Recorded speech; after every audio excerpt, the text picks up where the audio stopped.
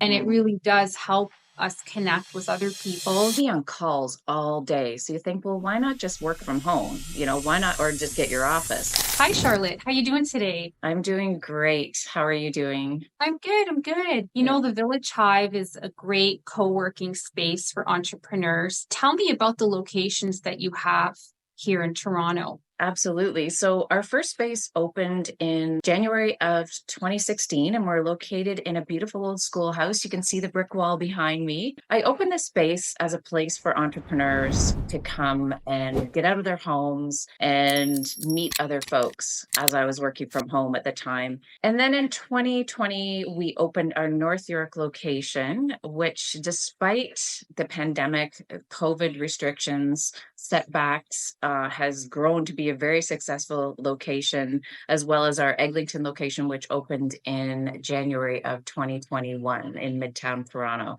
So we've really got a great, we've got Markham in the northern part of the GTA, and then a little further south, North York, and then Midtown. And what's great about it is the entrepreneurs and remote workers that are working from one location can go and visit other locations if they have a meeting downtown, or if they want to meet a client in North York, or just want to change a scenery and meet other people in different parts of the GTA.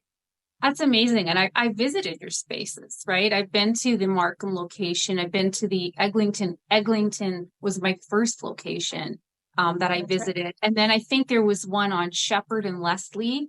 Was that the North York location or That one is on Duncan Mill Road, so in that's it? between Don Mills and Leslie. Yeah. That's it. That's it. And you know what? Each one has a different vibe, a different experience. But they're great. Like it's warm and you meet other entrepreneurs. And I found that it helped me meet other entrepreneurs. I know we were having this discussion, before the video, and it really does help us connect with other people, staring at four walls, working at home. Oh, I It know can it's so get hard. very quiet and there's no exchange of ideas. So I think this is where co-working is really, really powerful. And Absolutely. I didn't even realize that it's been going on for that long.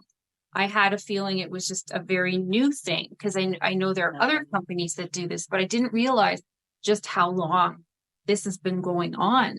So, what have you seen like in the growth of entrepreneurs? Because I'm sure you have regular clients that stay and then you have others that come and go. Like, is there anything you notice with the entrepreneurs that work with Yeah. you? So that is the most rewarding part of being a co-working operator founder. And also, I think the most rewarding part for my community managers that work at my other locations is seeing the collaborations and the ideas and the support, the passion that comes when you bring people together, when you bring different entrepreneurs together from different industries, different businesses, and then they work together, they form new businesses, or we even have, we kind of look at our space as a place even to start up. So maybe your idea is to have employees one day, but you're just starting on your own. And so a co-working space gives you the opportunity to rent a desk at an affordable price, but also meet other people. Maybe you'll meet your future employees or collaborators there, and then eventually maybe get your own office, and then maybe graduate to a larger office somewhere else. But we look at that as a success story. Amazing. So we've seen many, I've had many, for example, we have wellness spaces at all our locations.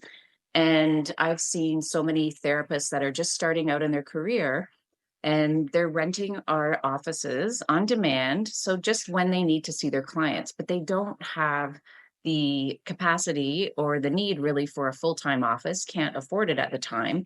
But as they grow their client base, then all of a sudden they're like, oh my gosh, I need my own office now. And to us, that's if we can place them within our co-working space, awesome. Sometimes we can't, at our North York location, our offices are all full, but they'll go off and find an office somewhere else. And then they might come back because they love that idea of having other like-minded people around them. So that's what I love is that, giving people the opportunity to have an affordable place to start off their business. That's amazing. That's great. And if I were to ask you, like just offhand, like what would you say your biggest challenges in this industry? I know it's a growing industry, but what would you say is the biggest kind of hurdle you have to overcome? Yeah. So right now, actually, one of the challenges is just the change in how people work now. So remote workers are now, used to have an office to come to, and they may have had their own office or a cubicle. And now they're working from home, but they're feeling lonely and they want to come join a co-working space, but they may be on calls all day. So you think, well, why not just work from home? Why not, or just get your office? But they're lonely. And so they want to come in and be part of a co-working space, but they may be on calls all day. So, we're looking at different models and looking how work has evolved. And maybe at our Young and Eglinton space, we have now smaller offices for people to rent in the building, but they can still come down to our co-working space and be part of our community, use our communal kitchen, come to social events, and be part of that whole entrepreneurial or remote work community. So, looking at how we're setting up our co-working spaces, sometimes all just open space with desks isn't the answer for everybody. But again, like I said, they still want that sense of community. So it's just looking at how can we build our spaces? How can we find the ideal spaces to suit everybody that wants to join a co-working space without them feeling like, oh, I can't be on calls all day because, I'll be distracting other people. So we've had to put in more phone booths, which is great. Mhm. And we are able to do that, but it's also kind of gone beyond that.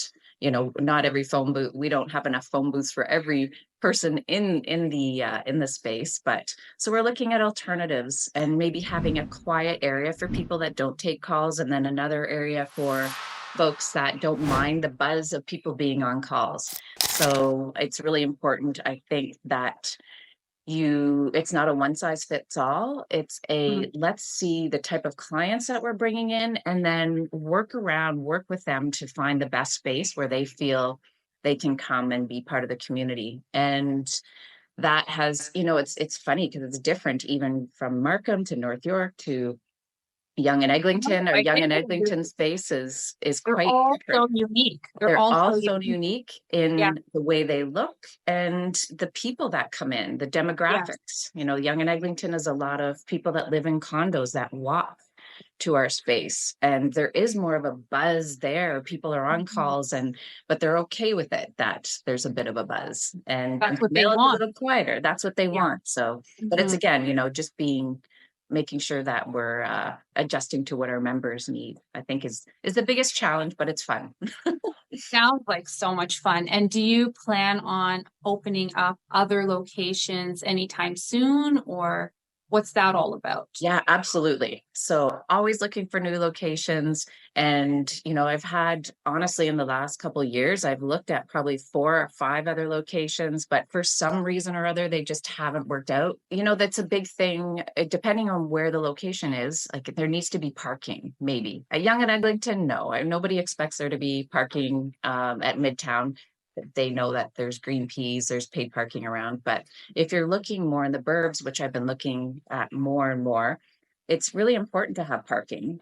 It's important I love in Markham that I'm close to the main street because Markham has this amazing small business community and we're all supporting one another, and it's magical. And that's what I love, about smaller towns, is you can do that more. You see, we're all in Markham, we're sharing each other's events and anything that's going on in our local businesses, whether it's you're an online business or a brick and mortar business on Main Street, Markham, or in the area. So when looking at new locations, if it's not in the city, then I want it to be in that kind of Main Street area where you can really be part of the small business community. Amazing. So, Charlotte, what's the best place for entrepreneurs or business professionals to reach you? You can reach us on our website, so the villagehive.ca.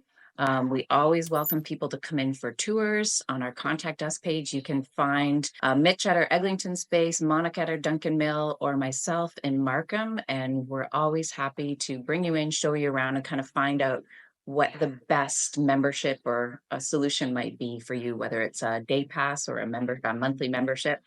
We'll find a solution that works. Beautiful. Thank you. Thank you so much.